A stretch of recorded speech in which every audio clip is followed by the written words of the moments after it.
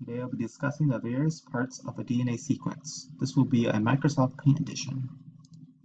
To begin, we can see that our beginning sequence of nucleotides will be determined what our complementary strand will be. This is known as complementary base pairing, which indicates that for each nitrogenous base, there's a complementary pair for it. For example, we can see that T is a complement for A, and this is what our original strand was.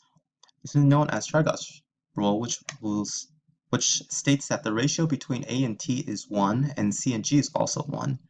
In addition, we can see that this strand starts with 3' over here, 3' to 5', and the original strand was 5' to 3'.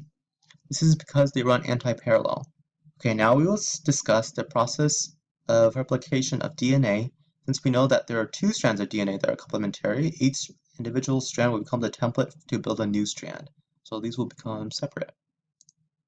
In order for DNA replication to occur, it must happen when both of the double helix unwinds, which creates these replication bubbles here.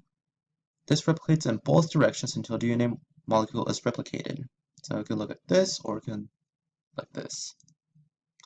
Okay, moving on, we can separate the two strands apart and we can duplicate them.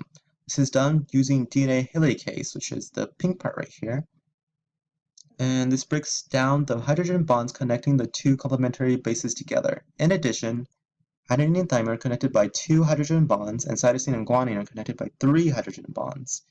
Next, we have a single strand binding protein right here, aka SSB, which functions just as it sounds. They bind to single DNA strands and stabilize them.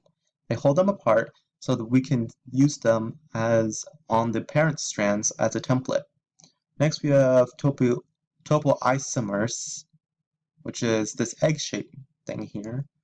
And this stops supercoiling and knot formations. It makes a break in the DNA molecule, releasing some stress and rejoining the strands. Next, we have DNA polymers, which adds all of the complementary nucleotides to the parent strand. However, it can only add to the 3N prime to the parent strand. This will mean that DNA synthesis will always proceed in the 5' to 3' direction.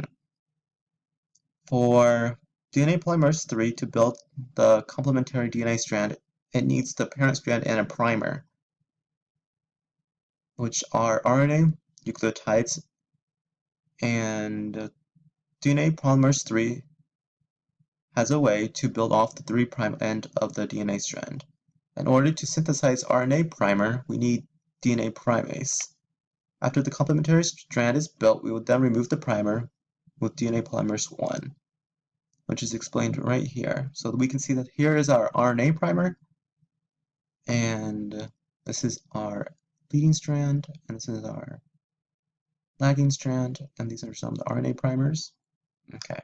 Moving on to the leading strand, it adds nucleotides continuously to the 3' end to the new strand. The other strand is the lagging prime, which adds nucleotides which moves toward the replication fork, which will be right here from the 3' to the 5', opposite of the leading strand.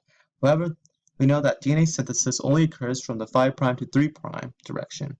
We can build them by using Okazaki's fragments, which are these short fragments here, which are short fragments built in the 5' to 3' direction. Since we are building away from the replication fork on the leading strand, DNA elongation moves toward the replication fork, while DNA synthesis moves away from the replication fork. Compared to the leading strand, we build the DNA molecule elongate in both directions. In order to combine these fragments, we use DNA ligase, which is the blue egg here.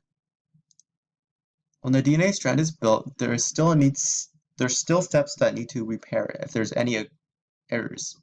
There are 2 types of repair mechanisms. The first one is mismatch repair, which uses a special enzyme which can recognize errors and remove them. Afterwards, they can fill them up and fix the mismatch. The second repair mechanism is nucleotide excision repair, which uses a nuclease will cut any damaged DNA, and DNA polymers will fill it up, and DNA ligase will close any breaks. So this is the damaged DNA, and it was filled up. And thank you for listening.